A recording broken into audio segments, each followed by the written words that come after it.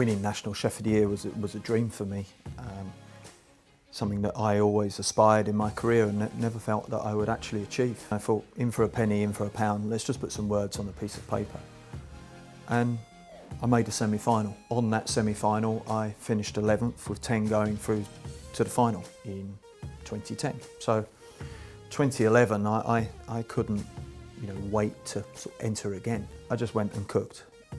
And we had the winner and the runner-up of last year's semi-final that I was in that went through were in my semi-final. And you could have knocked me down with a feather when they called out and the winner is of the semi-final. And myself, it felt like I'd won the whole bloody competition. It was amazing. And then in the final, I finished third behind Freddie, who won that year, and Alan Williams. And that far exceeded my expectations for 2012. Unfortunately, I overcooked my grouse, which was the main component of my main course. There's a silver lining to every cloud, as they say, and it sparked off a blog, and that blog, as I looked down, was called "It's Not About the Grouse," a reference to a book. It's not about the bike and my love for cycling and the cooking. In 2013, in a complete change from what I'd done in previous years, I'd always focused on chocolate being a main element of the dessert and built around garnishes. I thought, okay, well, how about doing this play on blackberry and apple, and the skill element will be a yeasted donut, and fill that with an apple puree, and there'll be these textures of blackberry, and in a glass I had textures and temperatures. So in my mind, I was already thinking about this dessert before I'd even got the basket. I felt my heart sort of just beating in my chest, stronger and stronger and stronger. And then they called out, and the winner is with a menu of, and my name, and it was just this huge emotional release. And I just caught a glimpse of my mum and Tracy just with tears in their eyes, and it was an unbelievable experience.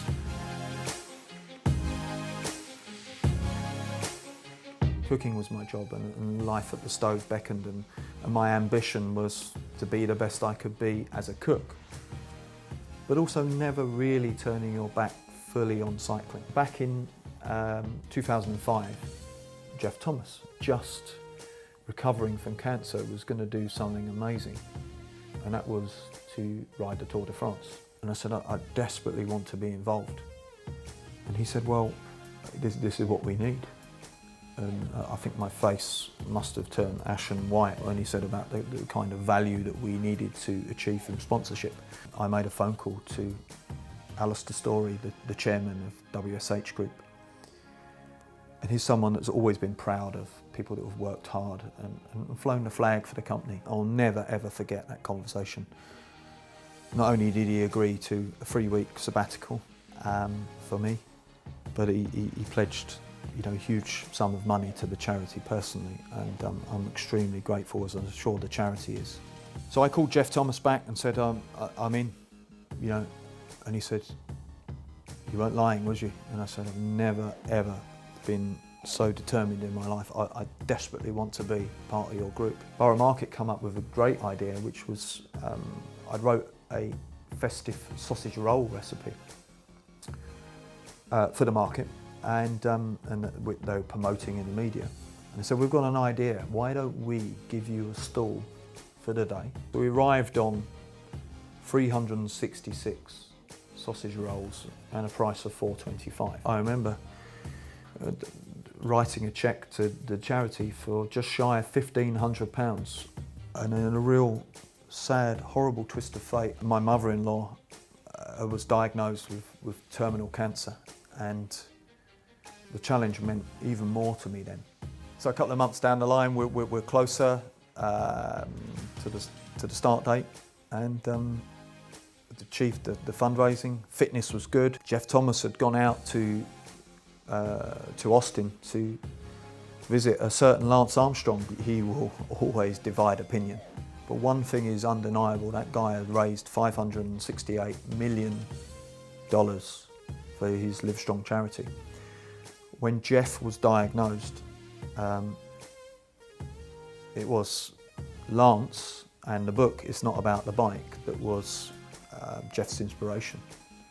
So 10 years later, Jeff asked Lance if he will join us in our quest to raise £1 million.